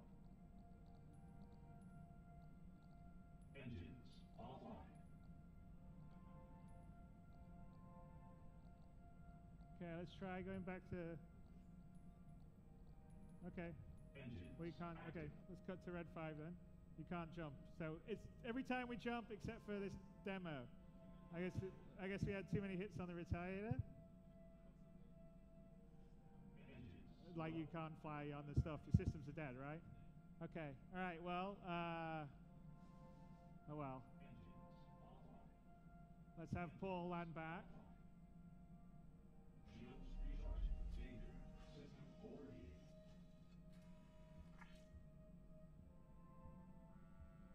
So Paul jump back. Is it like we can't do anything on the ship? Really? All right. System overheating. Aegis combat assist activated. Systems green. Contact. Stay on Paul, because we have a little surprise here at the end.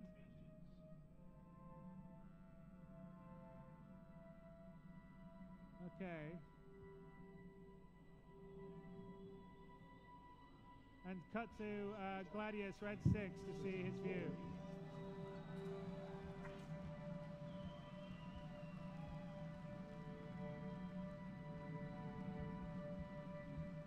They're back.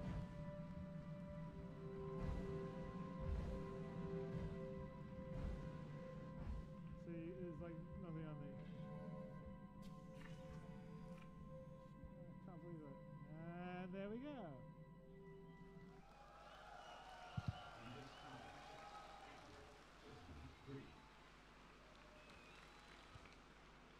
So, I'm a little bummed because normally when we do the demo, I think that our blue team did a little too good damage on the Retaliator. Thanks, guys. But normally when we do the demo, we fly the Retaliator home and everyone gets out. And pretty much every single one of the demos we've done for the press, we've all landed the Retaliator, everyone's gone out of the Retaliator on the pad, and the Idris flies overhead. And this one time, when we're in front of 2,000 people, the Retaliator's systems go dead, so we can't jump. What's that? It's all right. Anyway, let's go back to this. So the next thing that we're going to do is CitizenCon, which isn't actually too far off. So 1.6 is what we did, Persistent Universe, the V0 version. End of this month, Star Marine will be end of September. And then Multi-Crew we're aiming to do after CitizenCon, hopefully very shortly after CitizenCon. Basically what we just showed you is the first iteration of sort of Arena Commander 2.0. It's a large world map. We're going to have Selen Station, a few other locations that people can spawn on, and set in a sort of large playground, and we'll have like asteroid fields and some places you can fly around and get into, say, combat where there'll be AI pirates that would spawn, or perhaps in a later version of the multi-crew, you'll be able to like land on a station and fight some AI bots that would be outlaws or something. And also you and your friends can sort of fight, meet up, and do stuff. So we're sort of going to make Arena Commander 2.0, the multi-crew, the Persistent Universe test bed, where we're going to start to prototype various different parts of gameplay, whether it's mining and trading or the combat stuff or the boarding stuff, and let you guys sort of play around and have fun with it. What we were showing was how the system works in terms of seamlessly going from ship to ship in various physical spaces, and hopefully when you guys fly, you'll make sure that you don't have your ship damaged so much you can't jump back home. But anyway, we're really excited by what we are showing, and hopefully you guys liked what you saw. You can see there's a lot of work that's sort of coming together. You can see the promise of the full universe and world.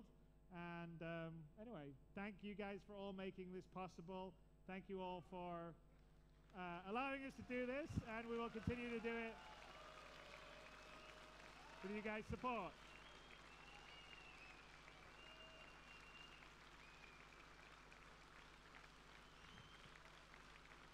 I think you should thank the guys here. You guys should make a stand. Except for the guys. You guys get up. Yeah, thank you. Thank you guys very, very much.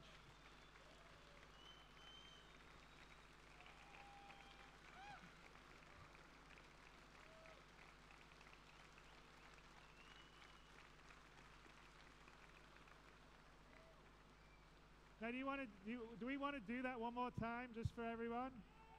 You want to do that? You want to do it one more time? Okay. All right, give us a minute. We'll restart the server, and we'll do it one more time, and then we'll see if we can bring the Retaliator home. And we'll do different things this time, just to be crazy.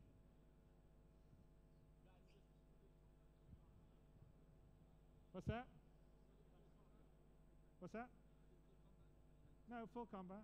But we just do it. Just make sure they're not. I think they shouldn't shoot the Retaliator because they basically damage the Retaliator. So guys, go easy on the Retaliator this time. What's that? Yeah, Etienne. Yeah, no, don't miss the Retaliator. Shoot the fighter planes. I'm sorry, we're just good pirates. The Hornet, the Gladius. Don't, yeah, just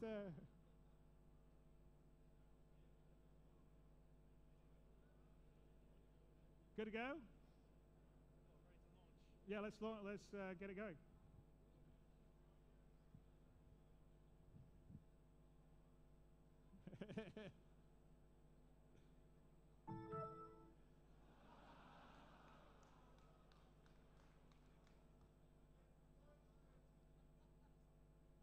What's happening?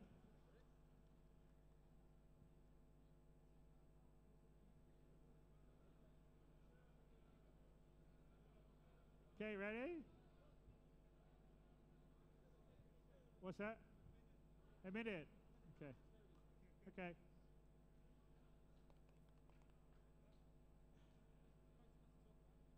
Like what? I could have a drink while we're waiting. I'll be good.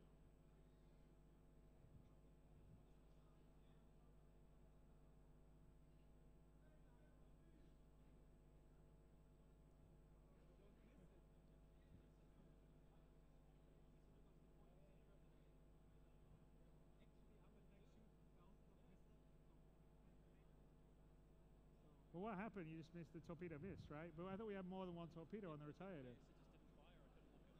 You couldn't lock on? Did you use the pilot seat? Okay, stay away from the pilot seat.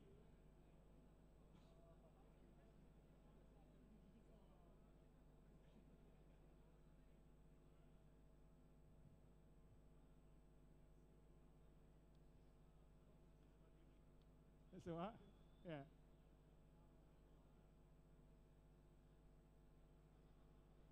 All right. You guys all need to do different kinds of emotes when you see them now. You do different emotes. I'll let you guys do it differently. We don't need to. We can play around a bit, but yeah, we'll go faster this time. Jared, you can freestyle based on what's happened, because I've shown off some of the stuff. So, yeah. Jared can freestyle.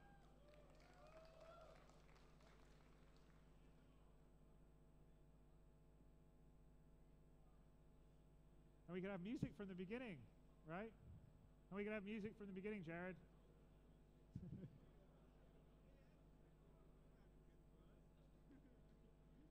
What's that?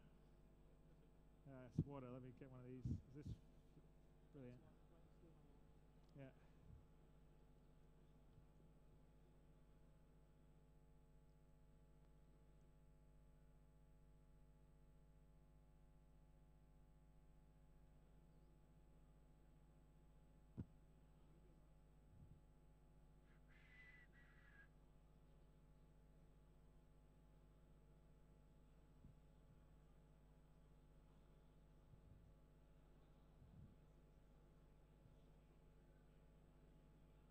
Hey Paul, we don't have do we have Texas streaming off or on?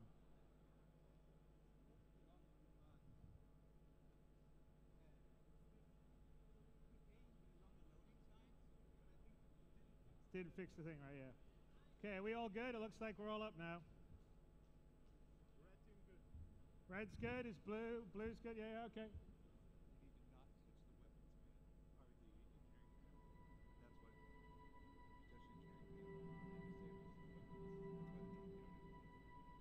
Oh, hey, apparently you disable the weapons when you're on the weapons panel.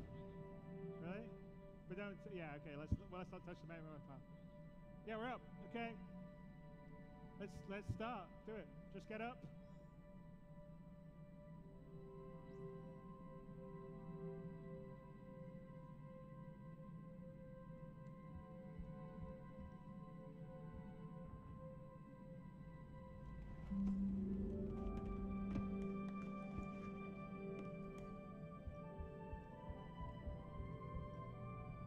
Take your time, Andrew. Don't hurry it too much. Enjoy the sights. Take your time.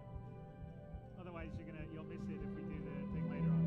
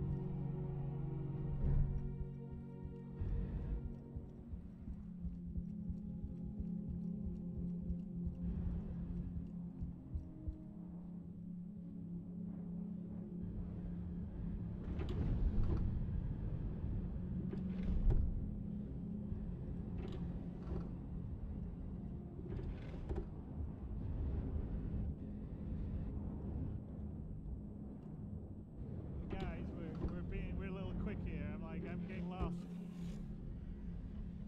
Welcome aboard your Drake interplanetary craft. Your systems are online. Now scanning.